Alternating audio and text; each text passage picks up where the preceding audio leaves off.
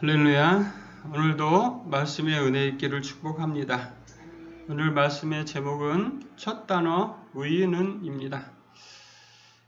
우리가 계속해서 묵상하고 있듯이 잠언은 한 문장 한 문장이 많은 인생의 것들을 내포하고 있습니다. 오늘도 10절부터 19절까지 우리가 묵상하려고 준비했는데요. 그 하나하나에 모든 것을 다 다루기는 어려울 것 같고요. 우리 교회에서 그리고 지금 우리가 꼭 필요하다고 여겨지는 것들에 대해서 나누어 보려고 합니다. 그 중에 하나는 바로 10절입니다. 10절은 의인은 자기의 가축의 생명을 돌보나 악인의 긍휼은 잔인이니라 이렇게 기록하고 있습니다. 이 말씀이 이해하기가 아주 어려운 문장 중에 하나입니다. 왜 그러냐면요. 악인의 긍휼, 악인도 긍휼이 있을 수 있다는 뜻인가? 이런 의문도 들고요. 악인의 긍휼이라는 게 악인이 긍휼히 여기는 것이 그 결과가 어떠하다는 걸 말한 것 같기도 하고 아무튼 다양한 시각으로 보여질 수 있는 문장이라서 상당히 어렵습니다. 그렇지만요. 오늘 본문은 10절은 이런 의미라고 저는 믿습니다. 어떻게 믿냐면 의인은 자기의 가축의 생명을 돌보나 즉 무엇을 중히 여긴다라는 뜻이냐면 생명을 중히 여긴다라는 의미라고 봅니다. 그것이 무엇일지라도요. 사람의 생명이 아니라 가축의 생명일지라도 그것도 돌보는 그런 사람이라는 겁니다. 할렐루야. 의인은 자기의 가축의 생명을 돌본다. 근데 그거에 대비되는 대꾸 문장이 악인의 긍휼이랍니다. 그리고 그것은 잔인이래요. 여기서 말하는 잔인은 아무래도 생명을 아끼지 않는 것과 연관되어 있는 듯 보입니다. 그래서 악인은 어떤 사람이 악인일 가능성이 등장하게 되냐면 생명의 귀중성을 모르는 사람, 이런 뉘앙스가 숨겨져 있다고 보여집니다.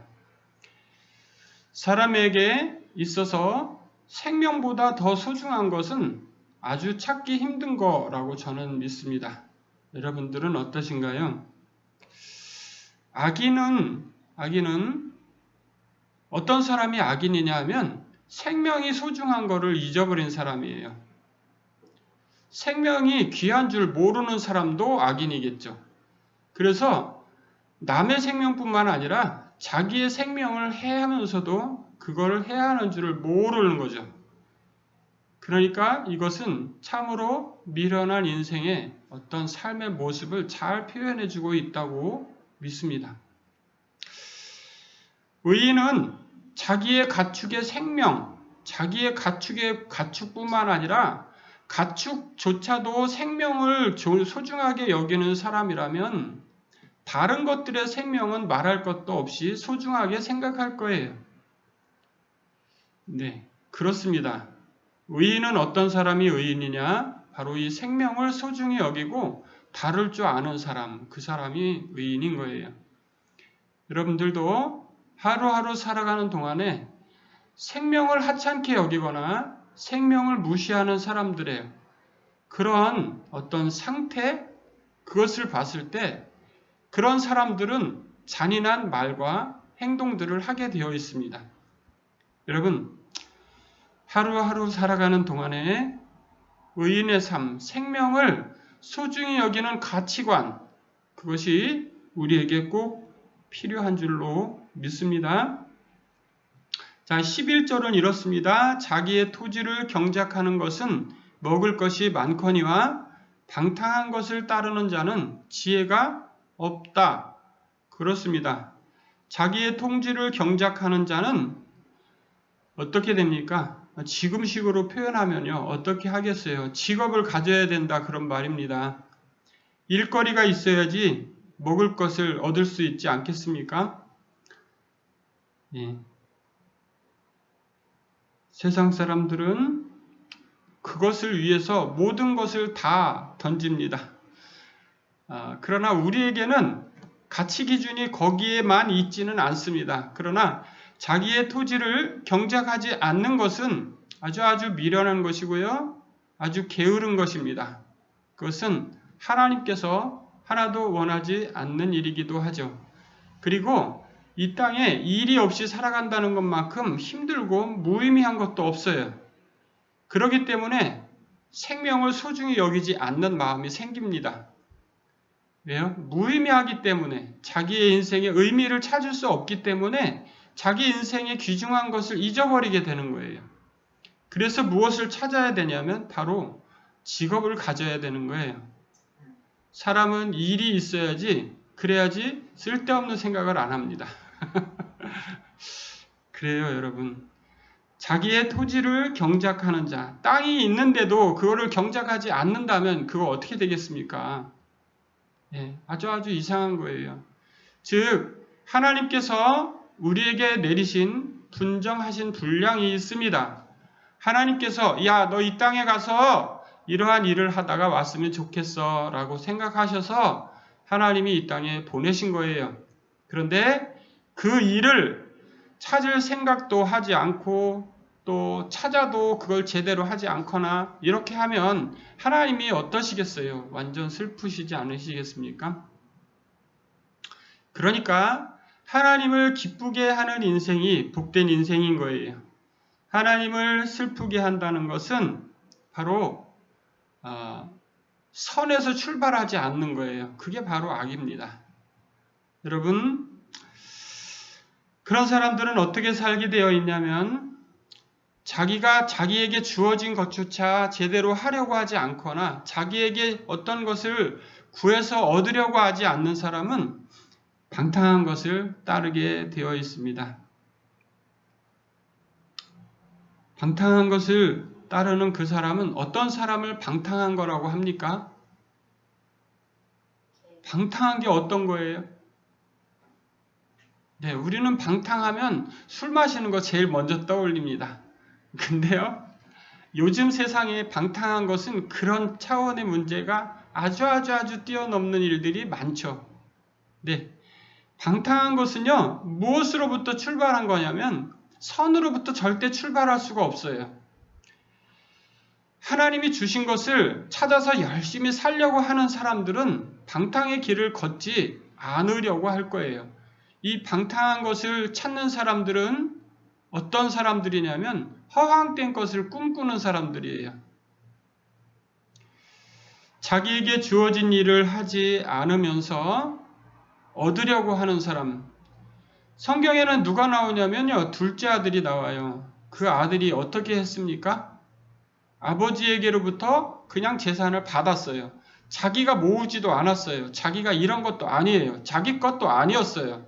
근데 앞으로 자기가 받을 거라면서 다 받아가지고 어떻게 했습니까? 성경에 뭐라고 되어 있습니까? 허랑방탕하였다라고 되어 있습니다. 이 허랑방탕에는 뭐가 들어있냐면, 방탕에는 뭐가 들어있냐면요, 낭비가 들어있는 거예요. 성실하지 않음이 들어있어요. 방탕에는 자기가 해야 될 일을 버린 그런 것들이 들어있어요. 방탕에는 술 마시고 띵까띵까 놀고 이런 거가 들어있는 게 아니에요. 그건 결과예요. 뭐가 들어있기 때문에 그런 걸 하는 거냐면 내가 해야 될 일을 못 찾아서예요. 내가 정말 해야 될 일이 뭔지 모르는 거예요. 그러니까 지혜 없이 살아가는 사람들의 가장 큰 출발점이 어디냐면 무지에 있는 거예요. 방탕한 삶을 사는 사람들을 보면은요, 그게 자기에게 유익하지 않다는 것도 압니다. 그리고 그것이 자기에게 큰 기쁨을 주지도 못하고 다 스쳐 지나가는 것들이라는 걸 뻔히 다 압니다. 그럼에도 불구하고 그것을 버리지 않습니다. 그건 뭐냐면요, 근면과 성실을 버리는 거예요. 하나님은 성실한 자의 편입니다. 자기의 토지를 경작하는 자, 땅이 있어도 경작하지 않으면 아무것도 먹을 것을 얻을 수 없는 거예요. 하나님이 아무리 좋은 것을 재능을 내리셨다 할지라도 그가 찾고 또 찾지 않으면 결코 얻을 수 없어요. 이게 인생입니다. 근데 하나님은 토지를 내리시는 분이 하나님이에요. 이스라엘 백성들에게 하나님은 그렇습니다. 그들의 땅을 하나님이 주셨기 때문이죠. 자, 이것은 마찬가지로 현대인들에게, 우리에게 하나님은 어떤 식으로 내리시냐? 바로 직업이라는 방법으로 내리시는 거예요. 그러므로 우리가 직업을 가지고 성실하고 근면하게 살아가는 것은 인생의 마땅한 도리인 줄을 믿어야 돼요. 그리고 또 그렇게 살아야만 하는 거예요. 쓸데없이 시간을 방탕하는데 낭비하거나 허비하는 그런 시간, 인생은 바로 오늘 본문처럼 지혜가 없다라는 말을 듣게 되는 겁니다. 여러분, 오늘 의인과 악인의 대비가 10절부터 13절까지 잘 나와 있어요. 이 문장 하나하나를 곱씹어 보면 볼수록 많은 것을 생각하게 합니다.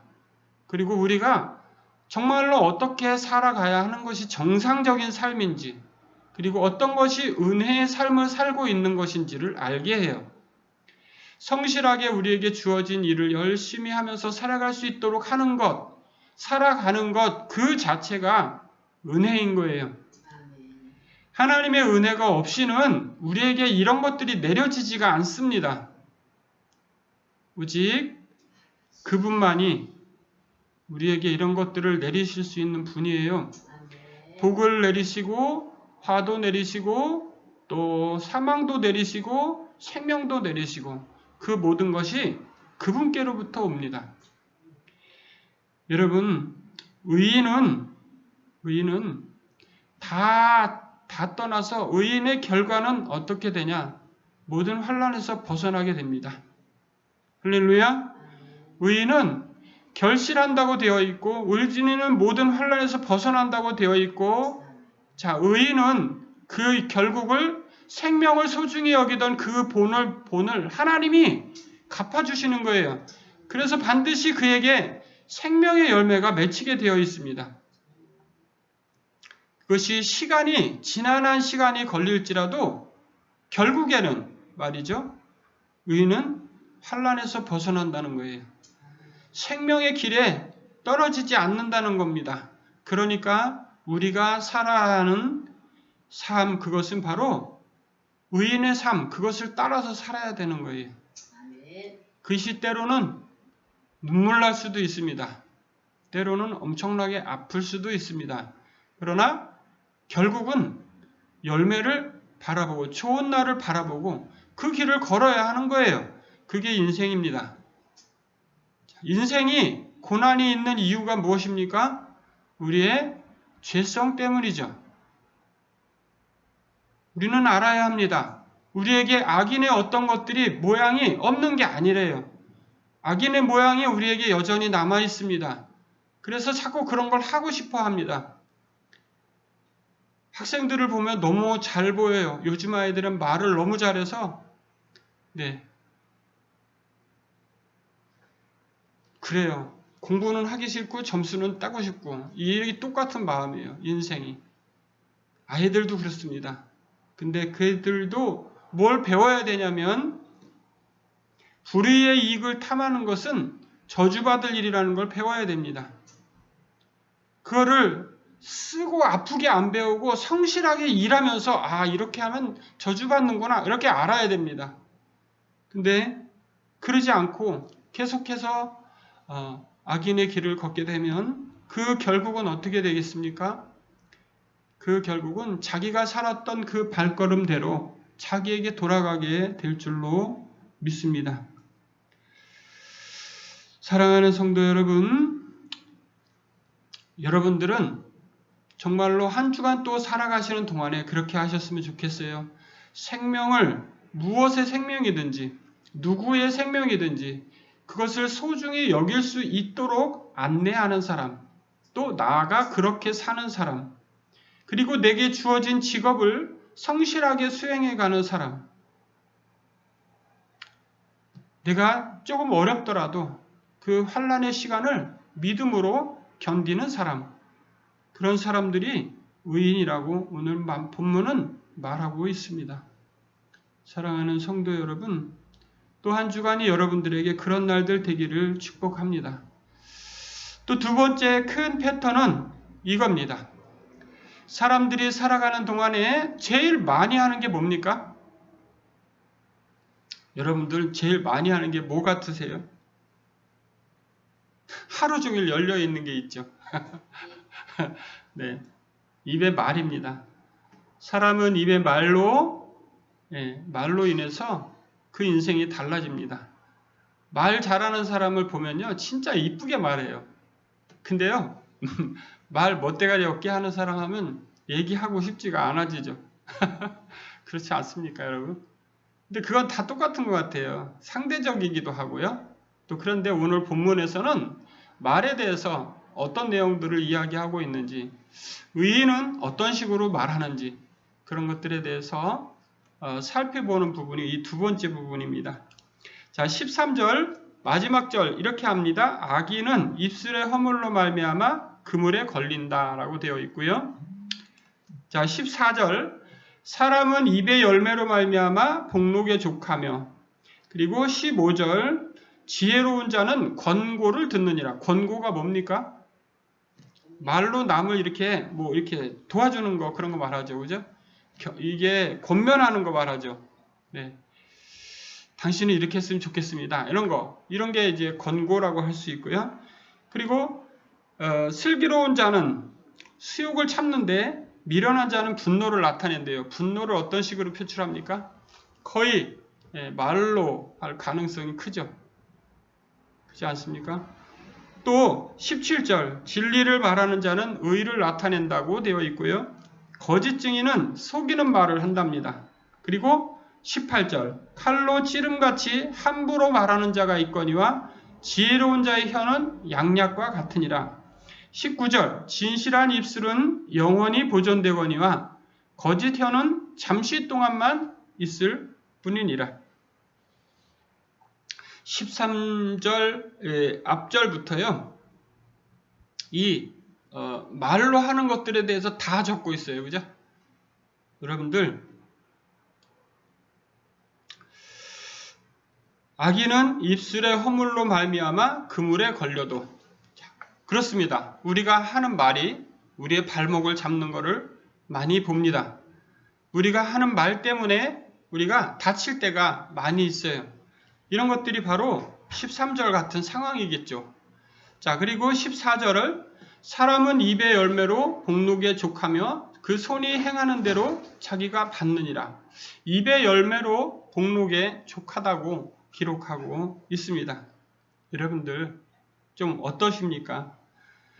입의 열매, 그게 뭘까요? 네, 그렇습니다. 사람은 입의 열매라는 게 내 입에서 나오는 말, 그걸 말해요. 근데 이 입의 열매가요, 아주 특별하게 작용하는 경우가 있습니다. 그게 언제냐면 바로 찬양을 할 때예요. 여러분들, 찬양을 하는 사람들에게는 어떤 복이 임합니까? 잘 모르십니까? 자, 찬양을 하는 사람들에게는 하나님이 특별히 채워주시는 게 있어요. 뭘 채워주시냐면 마음에 기쁨을 채워주십니다. 이게 바로 오늘 본문에 말하는 복록에 족하다는 거예요. 입의 열매로 그 복록에 족하다의 가장 대표적인 예가 바로 그 찬양이라고 말씀드릴 수 있습니다. 찬양을 드리는 사람들에게는 하나님이 반드시 찬양의 결과, 그것을 주십니다. 그래서 어떤 찬양을 드리는가가 되게 중요한 거예요. 내가 만약에 기도의 제목이 있고 기도의 소원들을 가지고 있을 때는 기도에 대한 찬양들을 드리고요. 또 우리가 늘 찬양을 이렇게 드리지만은요, 찬양이 그때마다 다 다르잖아요. 우리가 찬양이 하나님께서 엄청나게 기뻐하시는 일인 것은 다 아시는 거죠. 네. 하나님이 기쁘시기 때문에 우리에게 기쁨을 동시에 느낄 수 있도록 하시는 거예요. 왜? 하나님이 우리 안에 계시기 때문이죠. 입의 열매는 우리가 하는 말 때문에 얽혀들기도 하지만 우리가 하는 말 때문에 모든 문제를 해결할 수 있기도 합니다. 그러니까 말이 어떠해야 하는지를 잘 생각해 봐야 하는 문장인 거죠. 오늘 13절부터 19절까지 나오는 이 내용은요, 우리가 아주 신앙생활하는 동안에 명심하고 또 명심해야 되는 말이에요. 한 가지는 찬양으로 예를 드렸고요. 한 가지만 더 예를 드리면 이래요. 우리는 내가 믿는 바가 참이야, 진리야. 그래서요, 다른 사람들에게 강요합니다. 권고를 지나서, 권면을 지나서 그 위에 한 단계 더 나가서 강제합니다. 권면이라는 건 어떤 거죠? 오늘 우리가 이 말하는 것들에 대해서 한 가지 알아보고 싶은 게 바로 이 권고라는 말이에요. 권고가 뭐죠? 권고는 그렇게 했으면 좋겠다라고 얘기하는 겁니다. 말해주는 거예요. 그게 걸어야지, 그게 당연한 거야, 이게 좋은 거야 라고 알려주는 거예요. 근데 그렇게 안 하면 저주받아. 이건 어떻겠습니까? 이 말 틀립니까?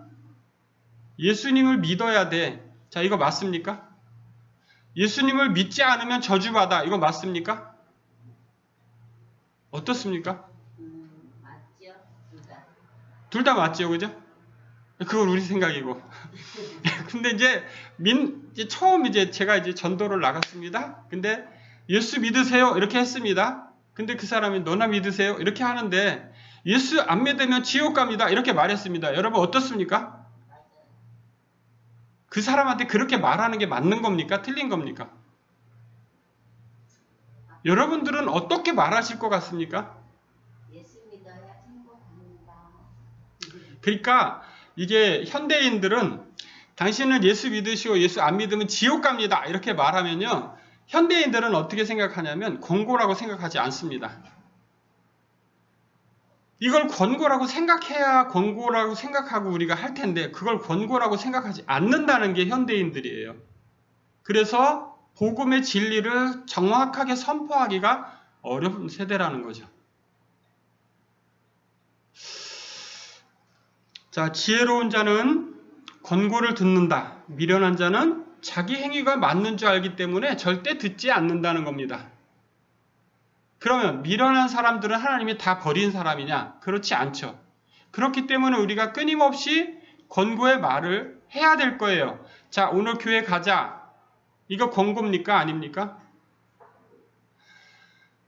너가 교회 안 가서 너무 속상해. 야, 이 권고입니까? 아닙니까? 어떻습니까? 권고를 도가 지나치고 있습니까? 아닙니까? 경계선을 제가 여쭤보고 있는 거예요. 어떻습니까? 왜냐하면 현대인들이 가장 힘들어하고 우리가 지금 꼭 알아야 하는 부분이 이 부분이기 때문에 그래요. 어디까지냐는 거죠. 내가 어디까지 해야 되는 게 내가 할 일이냐는 거죠. 복음을 믿어야 되는데, 제가 교회에 나가야 되는데, 제가 예수님을 잘 믿는 삶을 살아야 되는데 어디까지가 내가 할 수 있는 거냐는 거죠. 이게 우리가 고민해야 될 거라고 저는 믿습니다. 너 때문에 내가 못 살아. 이거 권고입니까? 아닙니까? 이게 뭔가 도가 살짝 넘어가고 있는 듯한 느낌이죠. 그죠? 근데 그게 우리의 그 상황과 그 순간순간에 나도 모르게 나옵니다. 그게 바로 우리의 어떤 삶의 모습이죠. 근데 확실한 거 있습니다. 진실한 혀는 하나님이 붙드십니다. 그래서 상대방의 마음이 다치지 않아요. 그것이 너무 강한 말이어서 상처받아서 그냥 떠날 것 같습니다. 그런데도요, 그게 진리이고 진심에서 하나님으로부터 나온 거면 절대 상처받지 않습니다. 마음의 상처가 돼도 치료가 됩니다. 하나님이 만져주셔요. 근데요, 그것이 정말로 화가 나서 그렇게 할 때가 있습니다. 짜증이 나서 막 견디기가 힘든 거예요. 그러니까 막 짜증이 나는 거죠. 그래서 그렇게 할 때가 있습니다. 여러분들, 우리가 그 상황이 우리가 판단을 하기가 너무 어렵다는 거예요. 오늘 앞부분에 나온 내용들과 이 뒷부분에 나온 내용은 상당히 다른 것 같으면서도 그리스도인으로서 걸어야 하는 어떤 길 같은 걸 너무나 잘 보여주고 있어요. 오늘 어떻습니까? 여러분들도 생활 속에서 내가 정말로 오늘 본문 16절은 이렇게 말합니다. 미련한 자는 당장 분노를 나타낸다. 그렇지만 슬기로운 자는 수욕을 참는다. 이렇게 되어 있습니다. 여러분, 문장 하나하나가 우리의 삶을 엄청나게 두드리는 그런 문장들이에요. 오늘 제가 아주 살짝만 언급해 드렸지만 우리의 삶 가운데서 정말로 잘 살아낼 수 있는 그런 말씀 되었으면 좋겠습니다. 한 주간도 주님 안에 승리하시길 축복합니다. 기도하겠습니다. 거룩하신 주님, 참으로 지혜로운 자의 말은 양약과 같다고 했습니다. 우리가 지혜로운 자의 입술이 될 수 있도록 주님 붙들어 주시고 의인의 삶을 살게 하시옵소서. 예수님의 이름으로 기도합니다. 아멘.